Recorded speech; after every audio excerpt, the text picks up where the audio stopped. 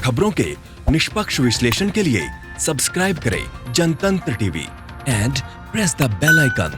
Never miss any update. स्वागत है break के बाद आपका। 2014 में जिस गुजरात मॉडल को सामने रखकर बीजेपी ने लगातार 2 बार लोकसभा का चुनाव लड़ा और जीता, उस गुजरात मॉडल की सच्चाई कोविड-19 के इस संकट काल में सामने आ गई है। जी हां, अहमदाबाद से आने वाले मजदूरों की बेबसी देखकर विकास रूपी मॉडल की जमीन दरकती नजर आई। जिस मॉडल के बल पर देश को फिर से सोने की चिड़िया और 5 ट्रिलियन इकोनॉमी बनाने की बात हो रही थी, वो अपने यहां प्रवासी मजदूरों को 2 महीने भी नहीं रोक पाया। इसी पर देखिए हमारी ये खास रिपोर्ट।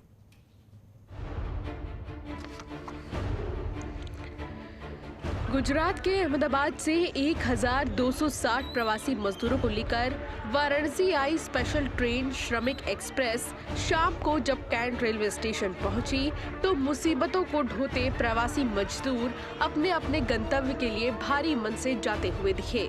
ये प्रवासी मजदूर कभी सपनों को पूरा करने देश के सबसे विकसित राज्य और उस राज्य के विकास मॉडल पर भरोसा कर गुजरात गए थे, लेकिन दुर्भाग्य देखिए कि जिस गुजरात को इन्होंने अपने खून पसीने से सींचा था, वो गुजरात इनको 2 महीने भी अपने यहाँ नहीं रख पाया।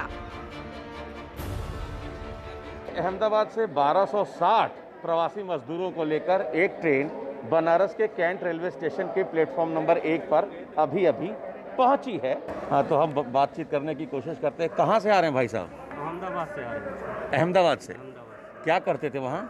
कांच फिटिंग का काम करते थे। अच्छा, तो क्या हुआ, बंद हो गई कंपनी? बंद हो गई है, सब लॉकडाउन की वजह से काम धंधा बंद हो गया। हाँ, 45 दिन बैठे थे। हाँ, 6 आदमी थे, खाने पीने की तकलीफ हो रही थी। ट्रेन चालू हुआ, उसमें ऑनलाइन बुकिंग कर रहे थे, कोई नंबर ही नहीं आ रहा था।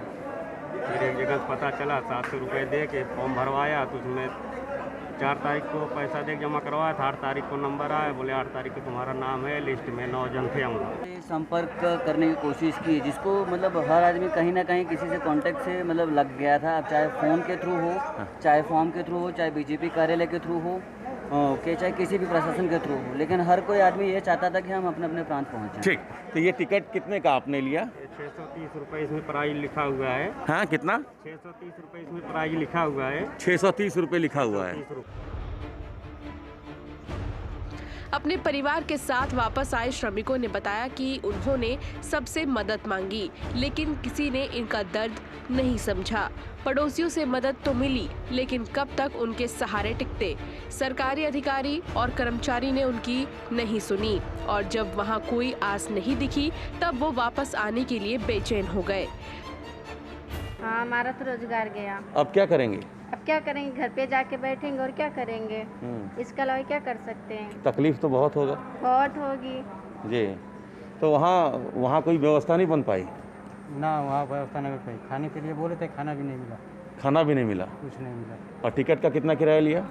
टिकट का वहाँ 715 रुपये। लेकिन टिकट पर तो 630 लिखा है। तो वहाँ पर लिए ना हम लोगों को। हाँ। रास्ते में क्या दिए? रास्ते में खाली एक टाइम 10:30 बजे पूड़ी और सब्जी दिए थे और 1 बोतल पानी। जी। तो ये तमाम लोग हैं जिनसे हम बातचीत कर रहे हैं। आप भाई साहब क्या करते थे अहमदाबाद में? कुछ नहीं, मैं घूमने गया था। हाँ। वहाँ फंस गए आप लॉकडाउन में? प्रवासी मजदूरों के दर्द को कांग्रेस ने मुद्दा बना लिया। कांग्रेस कह रही है कि 2014 में मोदी वडोदरा को छोड़कर वाराणसी से सांसद इसीलिए रहे कि बीजेपी संदेश देना चाहती थी कि गुजरात मॉडल की जरूरत पूर्वांचल को है, लेकिन कोरोना के संकट काल में गुजरात मॉडल की सच्चाई सबके सामने है। अब तो ये प्रवासी मजदूर जो यूपी में आए हैं, इनके लिए रोजगार की व्यवस्था कैसे होगी? योगी सरकार के सामने अब तो ये सबसे बड़ी चुनौती है। जो भी हमारे साथी, हमारे भाई गुजरात गए थे और गुजरात मॉडल का जो एक मार्केटिंग किया गया था कि गुजरात में बहुत बड़ी बड़ी फैक्ट्रियां हैं, बड़े कल कारखाने हैं और गुजरात सबसे सुपीरियर है, पूरे देश में सबसे अच्छा राज्य है। आज उसकी बदतर स्थिति जनता के सामने, पूरे देश के सामने आ रही है। मैं समझता हूँ कि वहाँ कि जिस तरीके से यहाँ के लोगों के साथ बर्ताव किया गया है, जिस तरीके की लोगों को वहाँ से भगाया गया है, वो न घर परिवार अपने कपड़े तक नहीं ले पाए लोग और उनके साथ बहुत ही खराब व्यवहार हुआ है। मैं समझता हूँ वो तो अब दोबारा वहाँ जाने से रहे, कभी नहीं जाएंगे। अर्थशास्त्री इसके पीछे जीएसटी कलेक्शन और आर्थिक सुस्ती को वजह मानते हैं। इनका मानना है कि मजदूरों के हाथ से रोजगार छिन जाने की वजह से हालात और खराब हुए हैं। एमएसएमई, रियल एस्टेट और कंस्ट्रक्शन बिजनेस, जहां सबसे ज्यादा मजदूर इन्वॉल्व थे, उस सेक्टर ने भी बहुत निराश किया है। इन तमाम वजहों से प्रवासी मजदूरों के सामने और कोई विकल्प ही नहीं था।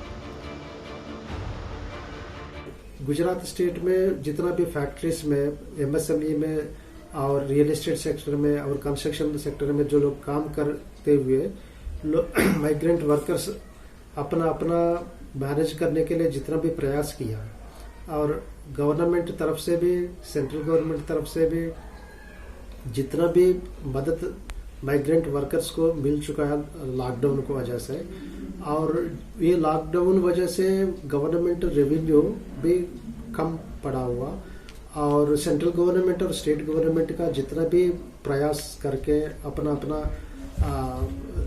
प्रोग्राम्स पर खर्च करने के लिए प्रयास किए, हेल्थ एक्सपेंडिचर खर्च करने के लिए प्रयास किया। राजनीतिक विश्लेषक प्रवासी मजदूर के वापस आने को दूसरे नजरिए से देख रहे हैं। ये गुजरात मॉडल को बीजेपी का राजनीतिक हथकंडा मानते हैं, जो कि 2014 में चुनाव के लिहाज से जरूरी भी था। इनका ये भी मानना है कि गुजरात की बिजनेस माइंडेड सोसाइटी में भी इन प्रवासी मजदूरों के प्रति कोई खास लगाव कभी नहीं रहा। जब हालात बिगड़ने शुरू हुए तो सबने आंखें फेर ली।